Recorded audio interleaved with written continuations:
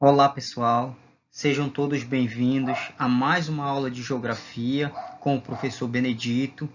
Hoje nós estaremos destinando a nossa aula para o assunto do segundo compêndio, que é globalização e exclusão, como nós podemos ver aqui no slide. Bom, nós iremos destinar este nosso conteúdo do segundo compêndio e também das atividades para falar um pouco mais desse processo de globalização e focar principalmente no processo de exclusão que acontece por meio deste processo de globalização. O primeiro levantamento a ser trabalhado será a globalização e o neoliberalismo. A aplicação das ideias neoliberais, ela delegou às empresas privadas parte das distribuições do Estado. Dessa forma, promoveu-se a privatização de inúmeras empresas estatais, o livre funcionamento do mercado sem controle do Estado. Ela vai ser o caminho para elevar a produção que gera emprego e renda. Mas cuidado com essa geração de emprego e renda, não é bem assim. Essa concepção ela favoreceu principalmente, veja bem, ela vai favorecer principalmente as empresas transnacionais e multinacionais. Então, a gente deve analisar com calma essa geração de emprego e renda, ok? Bom, o neoliberalismo ele é um conjunto de ideias econômicas. De acordo com a concepção neoliberal, o livre comércio e a livre circulação de capitais elas são fundamentais ao desenvolvimento econômico e estimulam o desenvolvimento tecnológico. Nessa concepção, a presença do Estado na economia ela deve ser mínima. Eu trouxe uma charge aqui que representa um pouco dessa concepção neoliberal. Aqui está a charge. Deixa eu ver se consigo marcar aqui para a gente ver de melhor maneira ela.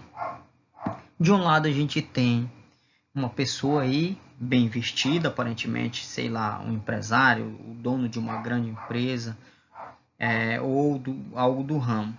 Ele diz assim a vários trabalhadores: podem vir, é seguro, mas veja bem, terceirização, privatização, retrocesso, fim da CLT, fim do SUS, corte de direitos. Tudo esses atributos que eu acabei de ler, eles acabam sendo o quê? Consequências da política neoliberal, que é defendida dentro do modelo capitalista. Essa ausência do Estado, ela acaba não sendo boa para os trabalhadores, porque ele perde uma série de direitos dentro dessa política neoliberal. E o Estado ele acaba tirando a responsabilidade, como, por exemplo, a privatização do SUS. Hoje já é difícil para um trabalhador ir buscar um recurso no hospital que é público. Imagina esse mesmo trabalhador, nesta mesma dificuldade, e procurar atendimento no hospital privado, no qual ele tem que pagar. Imagina o quanto que isso seria difícil para esse trabalhador. Então, essa política neoliberal, ela deve ser vista por nós, enquanto estudantes, de uma maneira crítica, tá? Ela vai gerar emprego e renda? Vai gerar. Mas essa concentração de riquezas, ela vai ficar na mão das grandes empresas multinacionais e transnacionais, como eu acabei de dizer aqui agora há pouco. Continuando, a globalização e trabalho. O processo de globalização ele impacta diretamente no mercado de trabalho global. Vamos ver. De modo geral, ela acarreta a redução dos postos de trabalho nos setores industriais, agropecuários e de mineração, ao mesmo tempo que amplia o setor de serviços. Então, veja bem, no primeiro setor ali, a agropecuária, ela vai reduzir os postos de trabalho. Porque, como nós vimos já nas aulas anteriores, esse processo de desenvolvimento tecnológico, mecanização do campo, a máquina ela vai substituir o trabalho humano. Então, vai ter uma redução realmente no processo de trabalho. Já no segundo setor, aí, no setor industrial, a gente vai ter a robotização aí do processo fabril. e vai ter exatamente a mesma lógica. As máquinas vão substituindo o trabalho humano e a gente vai ter aí muitas pessoas desempregadas. Então, essas pessoas que saem tanto do campo como da indústria, elas acabam ficando sem ter o que fazer e acabam buscando ali no terceiro setor algo para buscar para se sustentar, tá? Para buscar uma renda e tudo mais. Então, eles acabam indo para o quê? Para o mercado informal, para o terceiro setor e o mercado informal. Isso acaba, de uma certa forma, não sendo bom para a economia de um país, mas para a pessoa sobreviver, muitas das vezes dá. Mas ela deixa de ter seguro-desemprego, por exemplo, se ela tiver um acidente de trabalho e tudo mais.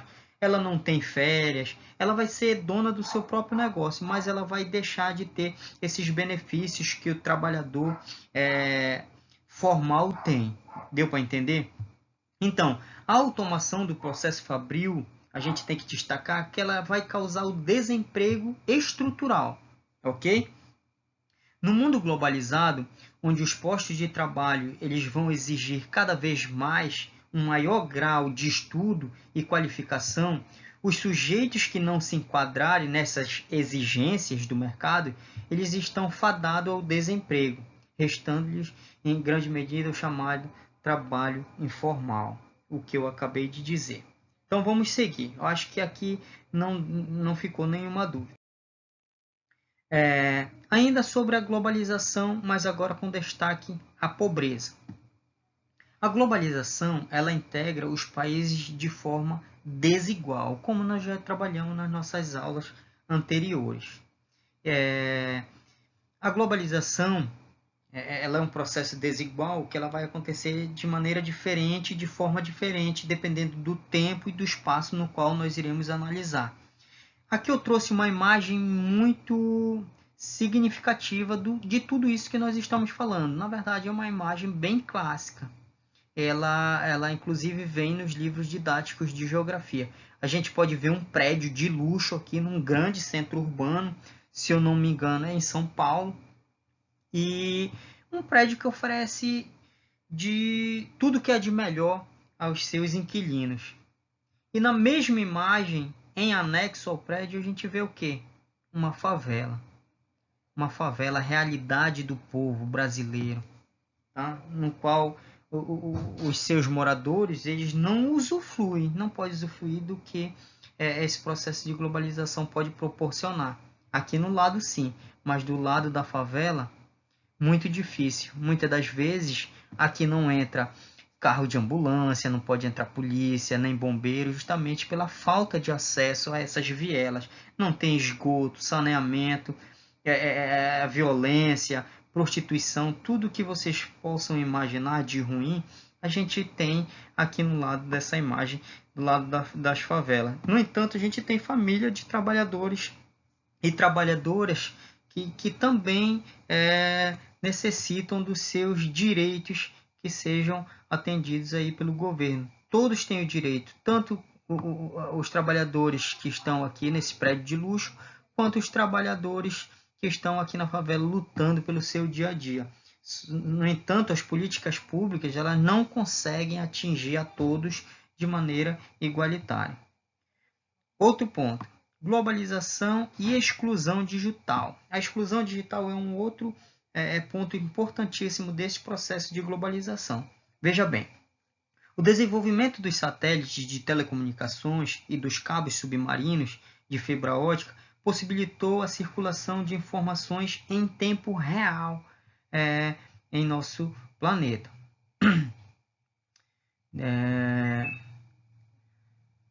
O que eu posso dizer?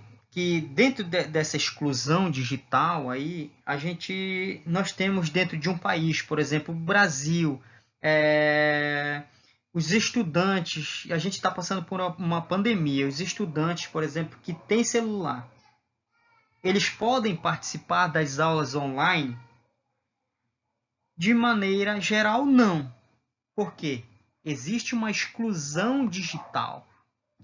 Não necessariamente você, com o celular, vai poder usufruir de tudo que está ao seu redor, já que você deve ter acesso à internet para ter esses benefícios da inclusão digital.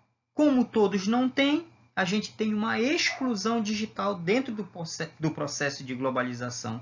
Se a gente for comparar um país desenvolvido, Estados Unidos ou até mesmo o Japão, por exemplo, a gente tem ali dentro dos espaços, da maioria dos espaços públicos, o quê? Um acesso liberado de internet. Então a gente tem uma inclusão digital. E já analisando a nossa realidade dentro dessa pandemia, que é bem pior ainda, a gente tem essa exclusão digital. Se hoje você está conseguindo assistir esse vídeo que eu estou produzindo, é porque de alguma forma tu conseguiu driblar o quê? Esses empecilhos que a sociedade impõe sobre os trabalhadores, principalmente, né? Essa dificuldade de comprar, de pagar um acesso à internet, porque muitas das vezes a mensalidade é cara, ou de comprar um pacote de internet para assistir aula, muitas das vezes tu tem que priorizar ou a internet ou o almoço. Então, os trabalhadores acabam optando muitas das vezes pelo seu alimento do dia a dia, do que para a internet. Então, a gente tem que repensar essa questão da inclusão digital. Não necessariamente porque tu tem um aparelho que tu está conectado, não. Ele deve ter o acesso, o governo deve proporcionar o acesso a essas pessoas para a gente poder começar a pensar em uma inclusão realmente digital dentro desse processo de globalização. Eu acredito que deu para entender, não ficou dúvida. Vamos continuar. E agora nós iremos falar um ponto importante. Por uma outra globalização. Na verdade, essa é uma obra do Milton Santos, um grande geógrafo brasileiro aí, que diz por uma outra globalização, criticando esse modelo de globalização, que até então é um modelo que acaba excluindo todas as pessoas do processo, ela não atinge os países de maneira homogênea. Essa outra globalização ela vai visar uma integração das diferentes povos dentro do processo de globalização. Então, nós teremos diversos movimentos que surgiram em todo o mundo para se opor às consequências negativas da globalização e da política neoliberal, as quais atingiram todos os países, inclusive os desenvolvidos, tá? Esses movimentos, eles questionam o poder conquistado pelas multinacionais, que estão em boa parte moldando o mundo segundo seus interesses econômicos, são as empresas que mais lucram em todo o mundo. Esses movimentos eles tornaram-se mais conhecidos no final do século XX. Os grupos de oposição eles têm propostas e preocupações muito diferentes, dependendo dos grupos. Por exemplo, os ambientalistas, voltados para os grandes problemas ecológicos mundiais. Os reformistas, que lutam por uma globalização mais humana. As manifestações contra as elites financeiras. Os movimentos favoráveis à implantação de impostos mais elevados para as transações financeiras, os sindicatos que estão preocupados com os direitos dos trabalhadores, enfim, cada um lutando por direitos de uma classe social que vai fazer um todo. Tá? Nós devemos, de uma forma crítica, analisar esse processo de globalização, como ele sendo capaz de mudar realmente a realidade, não proporcionar somente o desenvolvimento de uma nação, mas principalmente o desenvolvimento econômico e social, mudando a qualidade de vida daquelas pessoas que hoje vivem na miséria. Bom, gente, essa foi a nossa aula. Eu me alonguei um pouco, espero que vocês tenham compreendido. Qualquer dúvida, eu estou à disposição no PV. Um tchau, tchau e até a próxima aula.